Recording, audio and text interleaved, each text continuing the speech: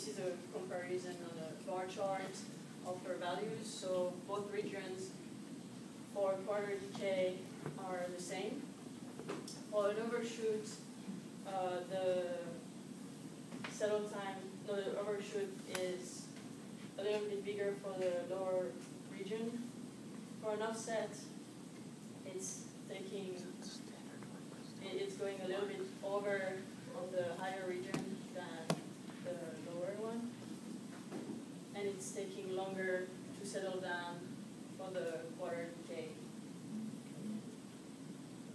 For experimental values, we had a problem to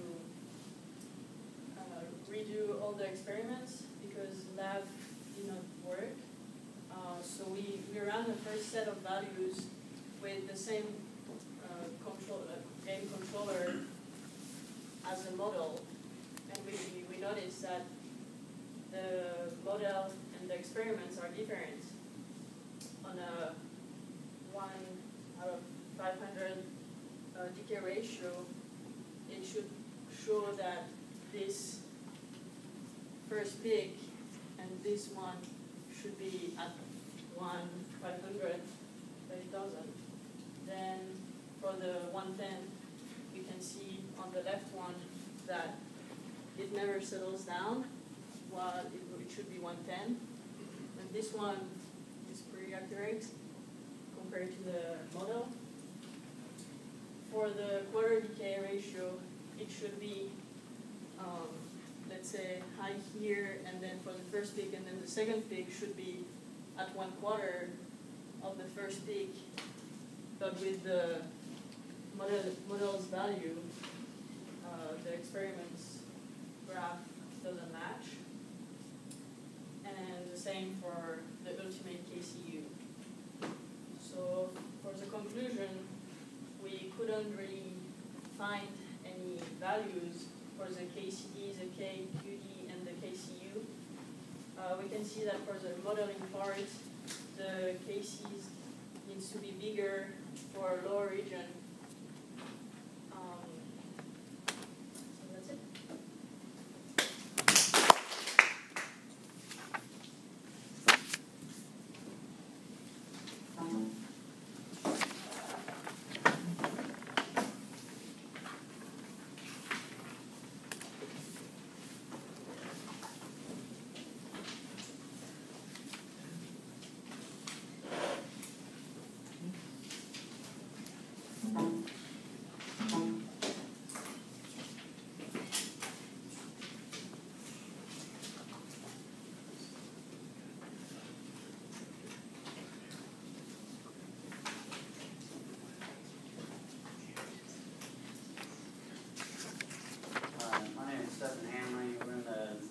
System.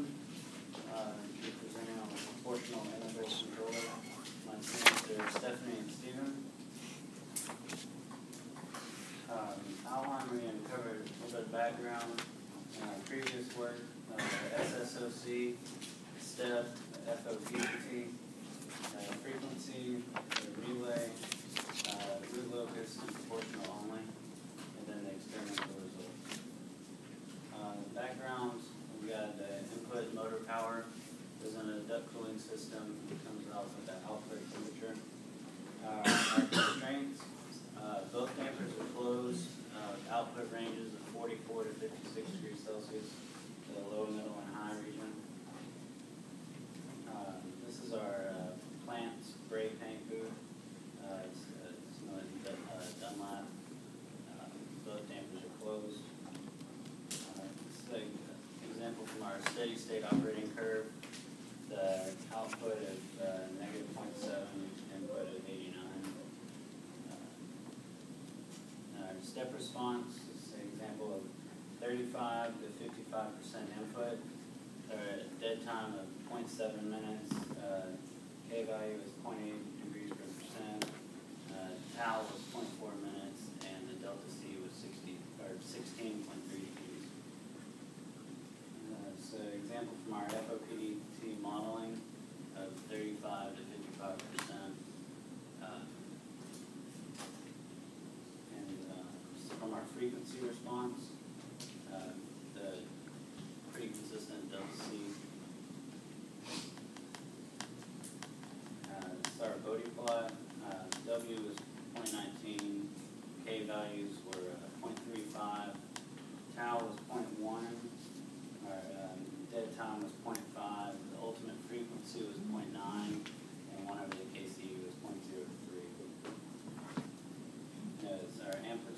ratio and our phase angle. The voting modeling, pretty consistent graph, a little bit of error. And this is the amplitude ratio, a little bit more error in this graph. Our root locus, the K value is 0.35, tau was 0.1, and the dead time was 0.5. This one, and it was a pretty consistent graph. Good for those. The proportional only is an example of one of the responses. It had the same gain, time constant, dead time from the root locus. The values from the root locus, 0.06, for the 1/500 it was 0.83, and the 1/10 was 2.2, and quarter was 2.8, and the KCU was 3.8. It shows a little bit of overshoot, not too much. Proportional only experiment, the overshoot was 2%, the KC value 4%. The K ratio is 0, monotonic, settling time on it was 1, and the offset was 1.5. The response to step change and a set point, critical damping in this experiment was 0.0001. 1/500th decay on this one was -0.9. The 1/10th decay was -2. Quarter decay was -3, and ultimate was -4. And this one had a different values from the locus. These values were -0.4, 0.2 for the tau. The dead time was 0.5, and 1.7. The increment was -0.24. In this graph, the tau is 3.33 times the dead time. And the values are shown in the boxes. And this was a pretty consistent graph as well. That's all.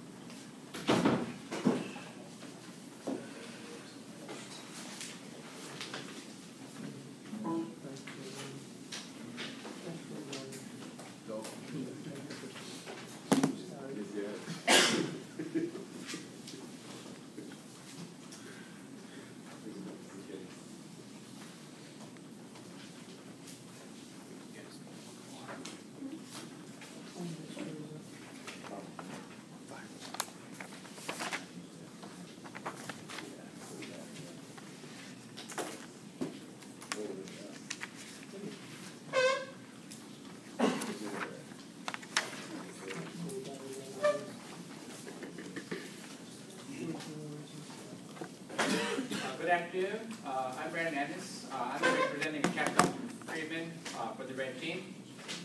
Friedman entitled this chapter "The Terrible Twos," and he starts out with two stories. One that stems from the late '90s, when it became apparent that a large number of Major League Baseball players were utilizing steroids to increase their performance. And the second story he brings up and compares the two was the use of easy credit for the banking industry.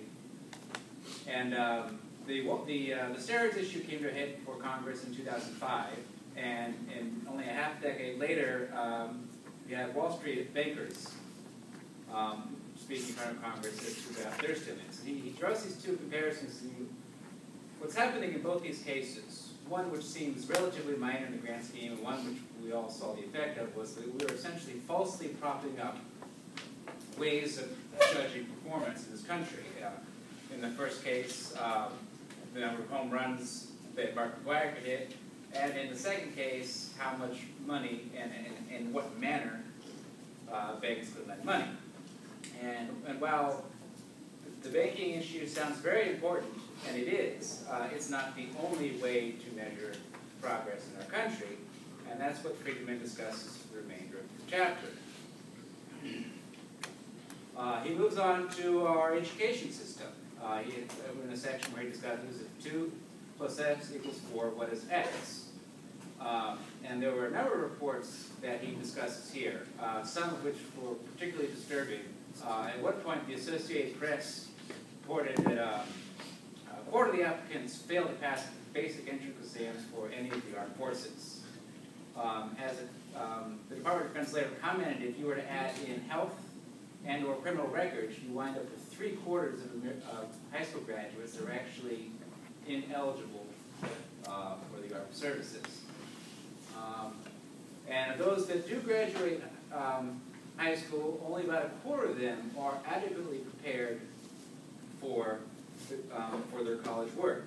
It's estimated that 60% of students entering community college take at least one remedial course. And so, why is this all important? Well, education is one of the rubrics that we can judge the progress of our country. A generation ago, we had some of the highest enrollments in college in the world. We were the highest. At this point, we have several other countries that are rapidly surpassing us. People that are graduating from college, they are unable to write. and while we still are enrolling large numbers of people, we're reaching a point where many people actually fail to complete their education. And there was a very interesting comment made by a Harvard labor economist that stated that even today, Americans in their 50s are one of the most educated groups in the world, while the following generation basically sits in the middle of the pack currently. So Americans 50 and older are one of the well-educated groups in the world, whereas Americans in their mid-20s are not particularly special anymore. And that's a unique phenomenon in terms of ranking the American education system to the rest of the world. The next section